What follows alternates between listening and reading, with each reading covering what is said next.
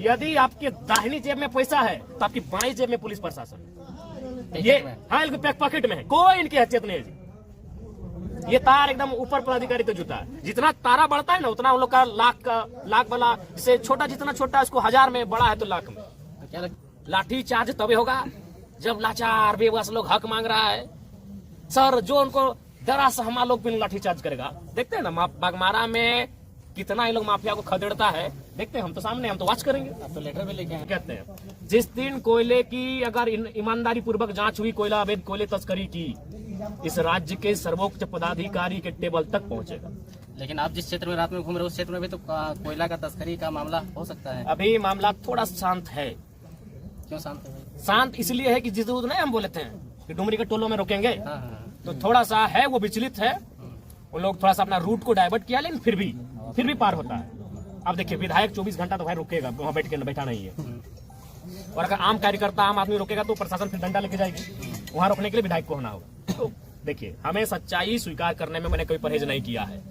कुछ गाड़ियां अभी भी पार हो जाती है क्योंकि पूरा सिस्टम सेट है भैया। लेकिन हाँ, इतना खौफ है कि जिस दिन सुने हाँ कि बिहार की मंडी में भी चर्चा है कि वो नया लड़का जीत के आया है और टोलवा उसी के इलाके में पड़ता है। तो ये तो है कि जिस दिन मैं खेपा, जिस दिन हमको थोड़ा सा टाइम भी नहीं मिलता है, 3-4 को विधानसभा जाना पड़ता है, रात को 2 बजे के सोते हैं, फिर 10 बजे या तो जो सरकार में भी बैठ कर क्रांतिकारी डिसीजन होगा तभी ये शांत होगा, और नहीं तो कुछ नहीं। एकदम स्पष्ट कहते हैं इनका लाठी चार्ज तभी होगा जब लाचार बेबस लोग हक मांग रहा है। सर जो उनको डरा सहमा लोग भी लाठी चार्ज करेगा। देखते हैं ना बागमारा में कितना ये लोग माफिया को खदेड़ता है, देखते हैं हम तो सामने, हम तो वॉच करेंगे। आप तो लेटर भी लेके आए सीएम को। बिल्कुल, हमें खेद है। हम बोले हम कुछ विषयों पर जो गलत है उन पे हम बोलेंगे, लेकिन एक मानवता के नाते हमें भी पीड़ा है कि भाई एक संवैधानिक पद पे जो व्यक्ति है, एक माफिया कैसे मारेगा यार उसको? एक माफिया मार देगा, पत्थर से मार दिया है और अभी सामने से मारा है। जो वहाँ लोग कह रहे, चूंकि यह पुलिस का मामला है, डर से हमें कुछ कोई बोलेगा नहीं। सब जरा माता थोड़ी है कि मुंह खोल देगा, कलेजा चाहिए ना भाई। वहाँ सुनिए, चूंकि एक तरफ माफिया है और एक तरफ पुलिस है, और पुलिस का बड़ा घायल हुआ है, कोई देखा भी तो नहीं कुछ बोलेगा, पीस जाएगा ना, पीस जाएगा। वहाँ क्या हुआ है कि माफिया को पकड़ के ले जा रहे थे डीएसपी महोदय, गाड़ी में बैठाने वाले थे, तब तक उसका समर्थक लोग ला जाके उनको पत्थरबाजी करके घायल कर दिया है। तो वही देखते हैं प्रशासन का, और आज उनका कार्रवाई बता देगा कि वो सेठ है कि नहीं है। अगर धनबाद से कोयलांचल से, धनबाद बोकारो मिलके और कुछ कोलियरी का हिस्सा मिले कोयलांचल बनता है, अगर कोयलांचल में माफियाओं का मनोबल गिरता है तभी समझिए कि पुलिस निष्पक्ष और ईमानदार है, और नहीं उसके बाद भी अगर कोयले की काली कमाई जारी रहती है तो सोच लिए वो सेठ है। तो क्या पुलिस अपना जान जोखिम में डाल के पैसा कमाएगी? जी बिल्कुल, जान जोखिम में कहाँ है जी? सर जान जोखिम में कहाँ है? कपार पड़वा लिया वो तो मैंने जब उनको लाने जाए लगा, गाड़ी में बैठाने लगे, तब उधर से मैंने जो ग्रामीण देखा, जिन्होंने जो डरे समय हमको सुनाए, तब उनके साथ घटना हुई। हम घटना की बिल्कुल भर्त्सना करते हैं, निंदा करते हैं, और हम प्रार्थना भी करते हैं कि स्वस्थ होकर वो शख्स, वो पुलिस का पदाधिकारी हम सबों के बीच आए। लेकिन गुस्सा है हमें कि कैसे माफियाओं का मनोबल इतना बढ़ा है, कैसे। लेकिन जयराम जी, अगर इस घटना के तह तक जाएंगे तो 2 राजनीतिक दल, कहा जाता है कि एक सांसद और दूसरा जेएमएम पार्टी के जो भी नेता है, उन दोनों गुटों के बीच में झगड़ा हुआ था।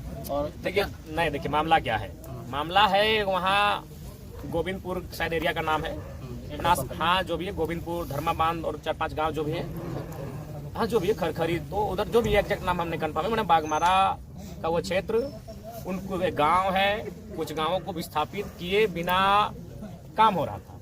और देखिए आज फिर कहेंगे, बेशक हम कंपनी का सामान यूज करते हैं, इसका मतलब नहीं कि हम गलत चीज का समर्थन करेंगे। आपकी टोपी कंपनी से आता है, मेरा जैकेट कंपनी से आता है, मेरा कंपनी क्या की है, अपना लठेत पाल के रखी है, वही जो आप हाँ गुंडा लठेत। और वो लठेत कौन है आज के डेट में? पार्टी के नेता है। ये तो जेलकेम का अगर उसमें अगर थोड़ा सा भी इंटरफेयर होता ना तो अभी नेशनल न्यूज बनता, तब न्यूज में एकदम मसाला। जरा अभी जेलकेम नहीं, जरा महतो के समर्थक, जरा महतो के दाएं हाथ, जरा महतो के बाएं हाथ, लेकिन वो सरकार का पार्टी है, सब मोनी बाबा बन गए।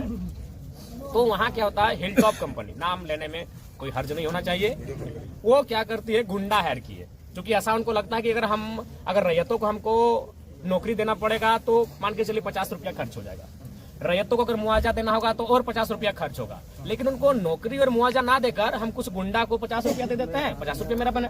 कंपनी का मतलब होता है मुनाफा। एक बात क्लियर जान ले, कंपनी का मतलब होता है मुनाफा, मानवता का कोई संबंध नहीं है कंपनी से।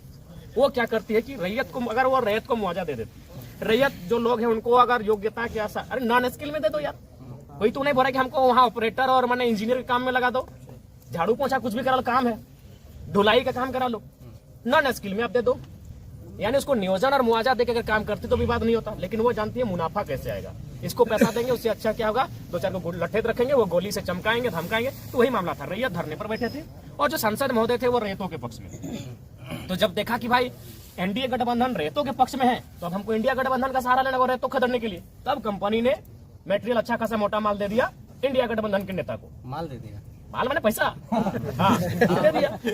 अब दे दिया तो भाई अब तो प्रतिष्ठा है, क्योंकि आज के दिन प्रतिष्ठा है, गुंडा लोग की प्रतिष्ठा होता है कि भाई कंपनी हमको विश्वास किया है, अगर कंपनी का आज विश्वास नहीं जीतेंगे तो फिर अगला दिन कमाई कैसे होगा। तो उस कंपनी का विश्वास जीतने के लिए गुंडा लोग किसी भी हद में जा सकता है, क्योंकि वो कंपनी आने वाला दिन और काम टेंडर लेगी, जब और टेंडर लेगी तो फिर उसी गुंडे को याद करेगी कि गुंडा जी आपने अच्छा काम किया था वहां पे, गुंडा भाई। तो उस कंपनी का विश्वास को जीतने के लिए गुंडा भाई मजबूर है, तब गुंडा भाई अब चल गए रैयतों को मारने पीटने। अब आ गई कंट्रोवर्सी, तो भाई प्रशासन का वहां कर्तव्य बनता है कि अब विधि व्यवस्था खराब होगी, एक तरफ रैयत है, एक तरफ कंपनी के लठेत यानी गुंडा भाई लोग। तो अब है क्या कि अब वहां विवाद होगा, तब प्रशासन इंटरफेयर करती है कि भाई ऐसा ना हो, समझौता हो, वार्ता हो। तो उसी क्रम में ये माहौल खराब होता है, क्योंकि हम सुनी हुई बात कह रहे हैं। अब हम जो कह रहे हैं आप उसे एक्सेप्ट नहीं मानिए, आप भी इंक्वायरी कर ले, हम ये नहीं कि हम ब्रह्मास्मि, हम जो कह रहे हैं वही सत्य है। आप भी जाके, चूंकि आप रिपोर्टर हैं, हम पता कर ले, जो बात मैं सुना मैं अपने तर्क को रख रहा हूँ। तो रैयत का पक्ष और कंपनी के गुंडों का, लेकिन चूंकि प्रशासन का कर्तव्य बनता है कि माहौल खराब ना हो, और प्रशासन का एंट्री होता है तीसरा पक्ष के रूप में, होता है झड़प होता है। तो प्रशासन को लगता है कि ये बदमाश है, ये गुंडा है, ये माफिया है, उसको पकड़ के वो गाड़ी में बैठाती है।